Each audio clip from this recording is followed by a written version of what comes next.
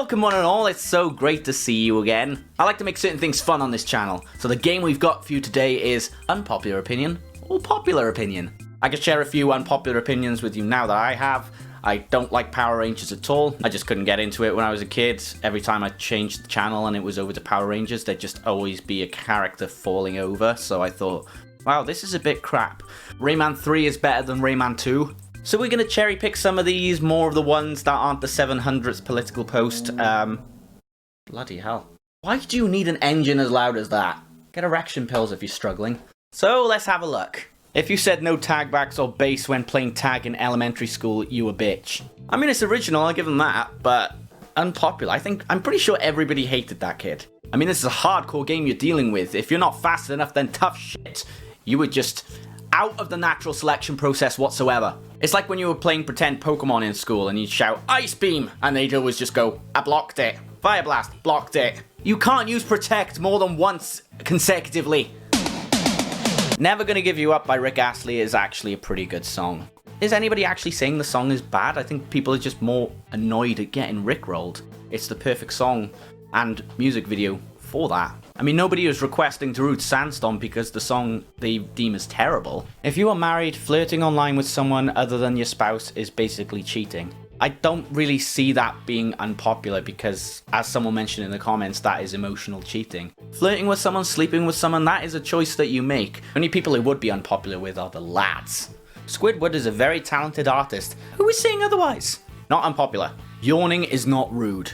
Okay, this one I could count as somewhat unpopular because it is seen as generally rude if you do it in a crowd or even in front of someone talking. And it's something I agree with as well because I don't think it's much of a tradition to yawn to find someone boring at the same time you had a lack of sleep that night. And he also says same goes for laughing and sneezing. Yeah, people definitely take laughing the wrong way sometimes. There are people with anxiety issues a lot of the time who laugh out of nervousness, and that's not them mocking the person that they're talking to, it's just them trying to enable the other person not to take what they're saying in a very serious or condescending way. It's more of like trying to avoid confrontation, and that in itself should be admired. But if you're in front of someone and you're yawning without covering your mouth, then that is a different story. Ooh, this one is dear to my heart. Using the word simp has become cringe and annoying. It started off funny, and I do like that it has drawn attention to some questionable things in our culture, but now I see people using it in any context where a male is being kind or respectable to a female with no ill intention behind it. It's gotten to the point where it seems like people are using it to discourage people from respecting women and to maybe even validate their own inability to interact with or be kind to women, which is pretty whack.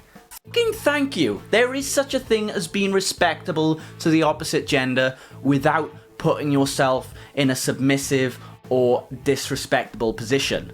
And it's not the sense of, I did this for you so I expect something in return. It's, I did this for you because I'm a kind person and I naturally do that, and I appreciate the gratitude you return to me. We can't always give things equally, but it's good to know that our efforts are appreciated. And it's just like when any word like that spreads on the internet, it gets lost in translation. Cuck was another one. I was called a boomer on Twitter despite being 26. For people complaining about anything, they're immediately referred to as Karen. It's ridiculous. Yeah, but it's good to know that I'm using the term incel in its right context. So there you go. Any artist who doesn't write their own music is not an artist, just a singer. It might sound like a popular opinion, but it really isn't when you realize that singers like Drake, Beyonce, Ariana Grande, for example, are considered artists. Performing what you write, your own experience and thoughts is what makes an artist. Singing is a talent most singers are born with, but writing is what sets an artist from just a singer. I suppose because it is a massive label for them to be called artists. It's on Spotify, it's on any other streaming platform. However, the subjective part for me is that there is a bit of creation in coming from that. Maybe not as much as writing, although that in itself is subjective as well, but you're also creating something out of your voice. Some people pick up singing a lot faster than others, but there is also the skill in learning to maintain and control your voice, and in order to create something great out of that voice through rhythms, the way you sing songs, all that kind of stuff. A lot of magic has been crafted out of that. And in that, an artist who does minimal work is still considered an artist, so I'll give it a pass for that. And in that, I'd still consider the lyricists artists in that sense, but there have been many lyrics that those lyricists came up with that exactly weren't up to scratch. So, again, the keyword being subjective in that. Don't shove your camera in my face. Oh dear. I, 16, remember what it was like before Snapchat was created. It would be considered rude if you took a video or photo of someone who obviously doesn't look like their best without their permission and posted it online. Now it's completely normal in teenager culture. If you show and tell that you don't like it or you tell others to stop, people look at you as if you're a bad guy or you're just being sensitive. Get your damn phone out of my face, please. Sometimes it also ruins the fun when you have your phone camera out 24/7 instead of directly interacting with me. Yeah, in some ways I can consider that unpopular. YouTubers have put cameras in strangers' faces, and even though they've said, get out of my face, they haven't even had the decency to even blur them or mold their voice to be something different, and the commenters have just basically made fun of the person off the back of it, even though the intent behind the video is to defame them in the first place. And when someone points that out, someone will turn to them and say, oh, get a grip, mate, it's just banter. I'm sorry, I thought everybody had to be on the same level for banter to actually be considered quality or funny. And people have plenty of problems going on in their life, and people may seem weird to people or anything like that, but given in the right scenario, like exposing them when they don't need to be exposed, it's just wrong. It's just, at the end of the day, it's common courtesy. And no fame at all should come in between that. Kids should be allowed to play rough at school recess. Okay, I have some disagreements, but I'll continue.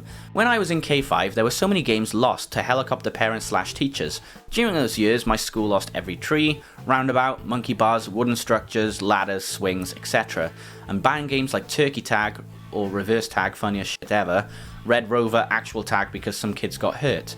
It's okay for kids to fall over, it's okay for kids to run into each other, it's okay for kids to scrape knees. It's actually good to have minor accidents that help develop future decision making. Not being allowed to hurt yourself could be absolutely crippling to development. If a child is never shown what to avoid, they will inevitably get hurt much worse in the future. When I was in school, the most popular game was British Bulldog. It was banned by the teachers, and then they brought it back as Clappy Clam, just so it would say something different to the teachers. Well, you banned the name British Bulldog, but you didn't ban Clappy Clam. And then the problem was, in my primary school, there was no grass, only concrete. They banned rugby because people were actually tackling people on the concrete, and, you know, I don't think there's much need for that at all. You can play tag rugby. You know, if an accident happens, it happens, as long as it is just like a scraped knee or something like that, and they can recover from it, and they can learn from the experience and not to get hurt again. Yeah, like you said, it's good development. But if there is a game like playing stick fights or something like that, where a kid can potentially get his eye out and that cripples him for the rest of his life, I can understand on those grounds. Plus, teachers don't really want too much backlash, so if like 90% of the kids are getting injured from a game that's happening on the school playgrounds, then some of it isn't safe, and that part of the game, if anything, needs to be banned. Everyone should be first assessed and approved to have a child, just like it is for adoption. Are the parents capable of supporting the child in a loving environment, whether for financial reasons or health or mental illness? This should be a universal law. It should be the right of the unborn. Sounds like you're just gonna have every referee in a bedroom or bus stop like, hang on, have you got a condom on? Nope, you're going too deep, play it safe.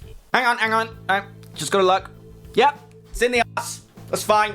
I mean, there's already social services in play. If they're not doing their job good enough, then there needs to be some things looked at. Plus, are you gonna observe every girl buying a pregnancy test and, you know, call them into a room with a private consultation? That's just degrading. So yeah, I would say that is unpopular.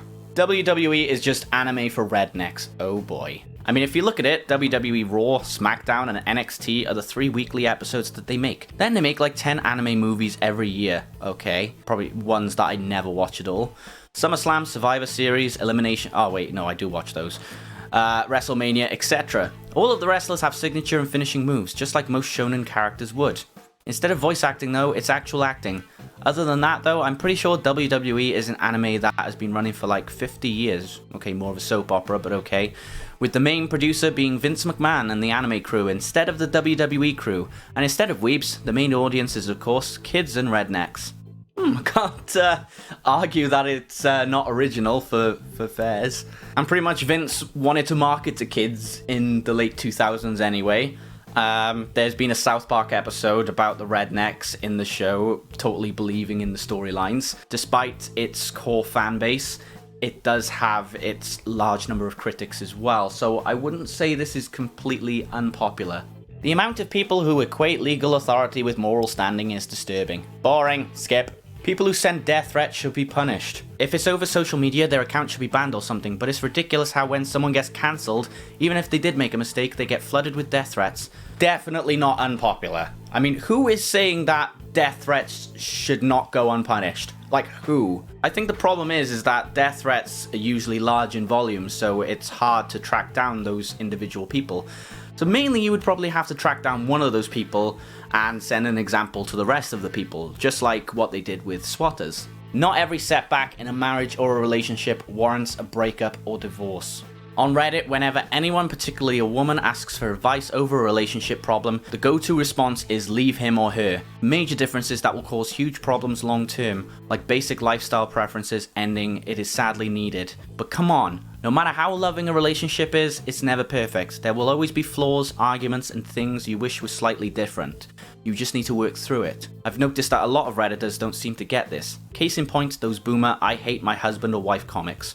Redditors don't seem to understand that those comics are aimed at married boomers who want to make light of the low points of married life. Boomers don't hate their husbands or wives. They just have those days they can't stand each other. The point of marriage is that you were there in good times and bad times. If it's all bad times, okay, get a divorce. But don't get a divorce just because it's not all good times.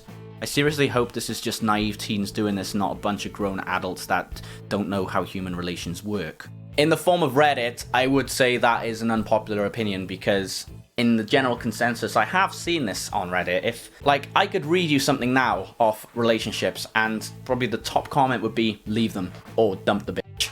Let's see, husband lying about friendship, okay. Partner's parents manage to constantly one-up my gifts to him. Boyfriend thinks I'm cheating on him. Ooh, let's have a look. He's cheating on you. Could be. Don't know. There's many things that could be happening. Boyfriend doesn't find me sexy, okay. Can't polish this turd, dump him. Okay, should he be dumped? Yep. Okay, what it seems to me is that many of the people who make posts are at that point in the relationship where they should probably break up with their partner. I mean, there's no way to go about it other than that. Like if your partner is secretly sleeping with you while you're asleep, get out now. There is no reconciliation that can just justify that. Just don't. The biggest things that make a relationship work are trust, respect, and communication. I think those are the key things that people need to keep in mind. And if one of those is missing, even one of those, then there is a huge issue and it needs to be addressed. If it's been addressed and still nothing's been changed, what more can you do? So is it an unpopular opinion? Yes and no. I mean, there are some posts where they think dumping their partner is going to fix everything the best way, and there are posts where actually that is pretty much the only solution you've got left. The other common response I see to these posts in relationships is more of the talk to them, because that's what they haven't done yet. Should make a flowchart of this. So anyway, that is everything I want to put in the video. I think I scored 10 out of 10, maybe 11. Not too sure. You be the judge. Actually, no, that's too late. I've already gave a verdict. Let me know what unpopular opinions you have, as well as what content you'd like to see in the future. Don't forget to follow my Facebook, my Instagram, my Twitter, my TikTok, my Twitch, whichever appeals to you the best, or which you already have an account on. If you don't have one, then make one specifically to follow me.